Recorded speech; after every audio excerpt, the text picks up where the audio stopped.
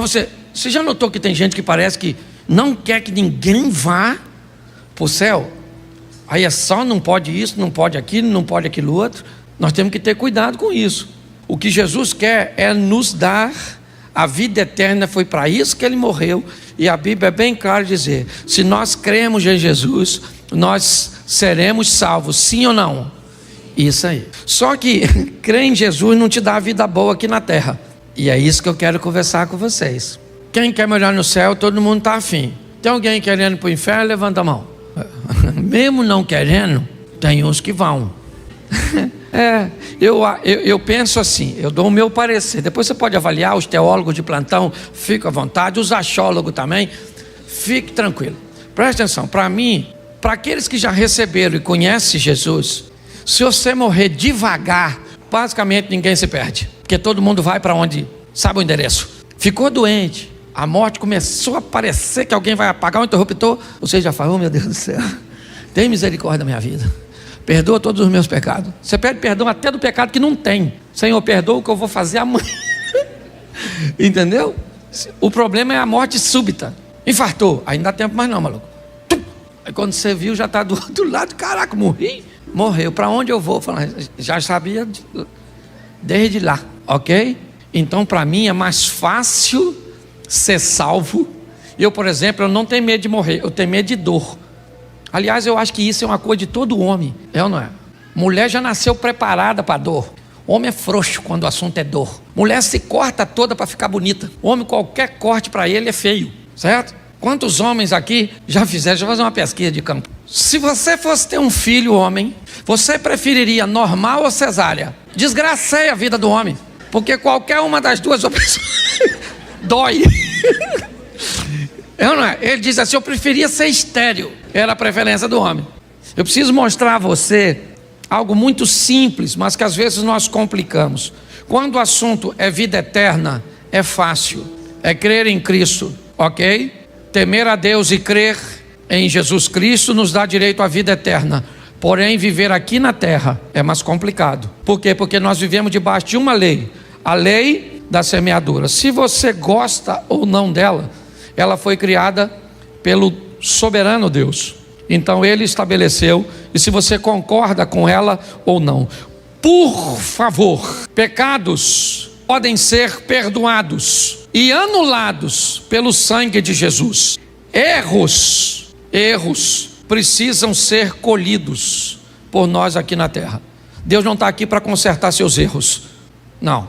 Ele está para pagar seus pecados. Quando você comete um pecado, mesmo que seja um pecado e um erro, escute só: uma menina engravidou solteira, é pecado sim ou não? Sim ou não? Sim. É errado sim ou não? Sim. Jesus perdoa o pecado?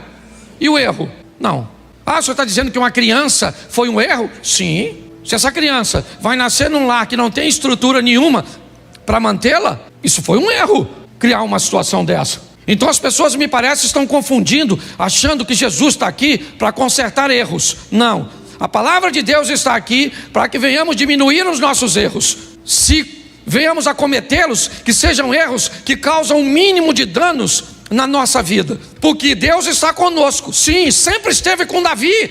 Deus disse isso para ele, que estaria com toda a sua descendência. O cetro jamais se arredará de Judá, até que venha aquele a quem pertence. Então Deus sempre esteve com Davi. Sim, e Deus diz para ele através de Natã: o seu pecado foi perdoado, você não irá morrer, mas o seu erro não. Seu erro foi computado, e agora você vai ter que colher o fruto disso. Então quero te mostrar um texto, porque me parece que depois de tantas indas e vindas, Davi aprendeu um pouco. E esse aprendizado eu acho que vale bastante para mim e para você. Quando você faz a mesma coisa, você se insere num grupo que pode receber, não necessariamente vai, mas pode dar a você o direito de ir para o trono e falar com Deus, repetir um comportamento daquele cujo qual aprendi na tua palavra, Senhor. Eu não sei se você já fez essa oração, sabe? Quando você quer reivindicar alguma coisa, e aí reclamar no sentido positivo, fazer uma reclamação, reivindicar, você vai com o texto bíblico, mas vai com um comportamento que sustenta. Davi começa a dizer que Deus está dando para ele, ou aliás, sempre deu para ele o retorno do que ele estava mandando para Deus. É como se você estivesse vivendo diante de um espelho, e cada movimento que você faz aqui, o espelho repete lá. Davi está dizendo o seguinte: o Senhor me recompensou conforme a minha justiça, não a sua justiça. Deus não te recompensa segundo a justiça dele. Deus está para te recompensar segundo a sua justiça. É lei de semeadura. Como você vive, como você procede, é exatamente o que volta para você. É isso que ele está dizendo.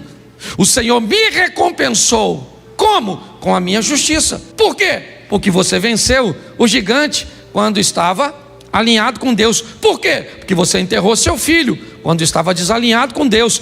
Quem é que está na sua vida? Deus. Para te dar o quê? O que você merece segundo a sua justiça.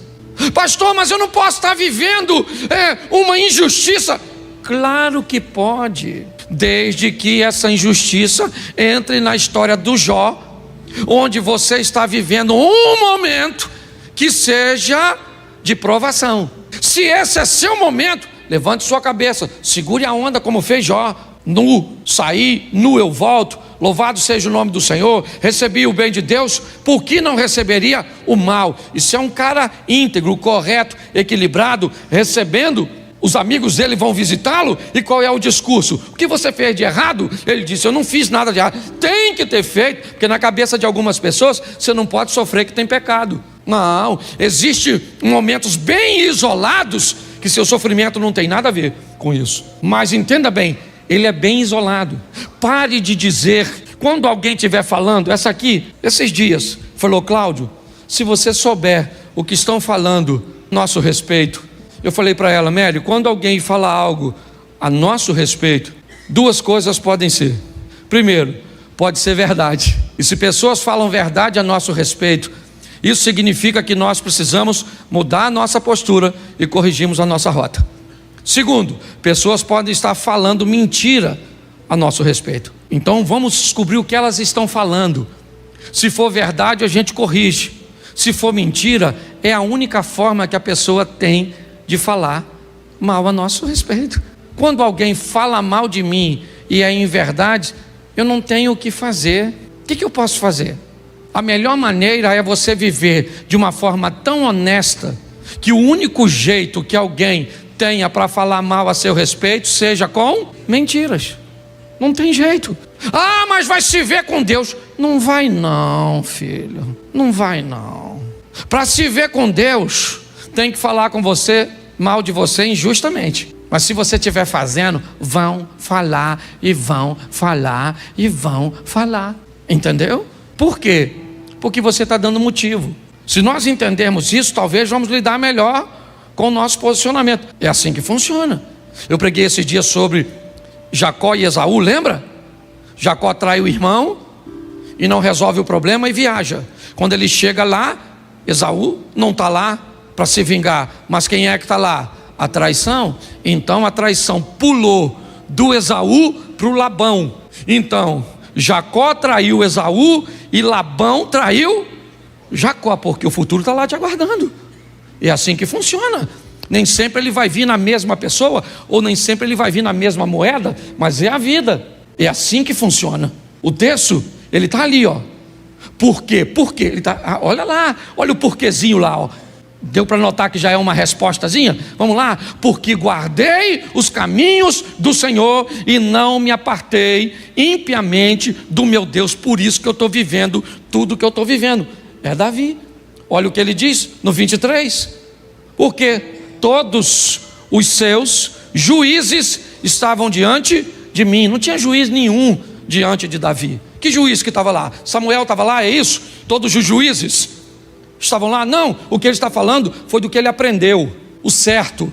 O que ele diz, o certo está sempre diante de mim. Quando eu faço alguma coisa que é errada, eu tenho um juiz, que são os estatutos, para eu não me desviar dele, que é aquela mãozinha do Espírito Santo narrada por o profeta Isaías. Então ouvirei uma voz que dirá por trás de mim: este é o caminho, andai nele, não se desviai nem para a direita e nem para a esquerda.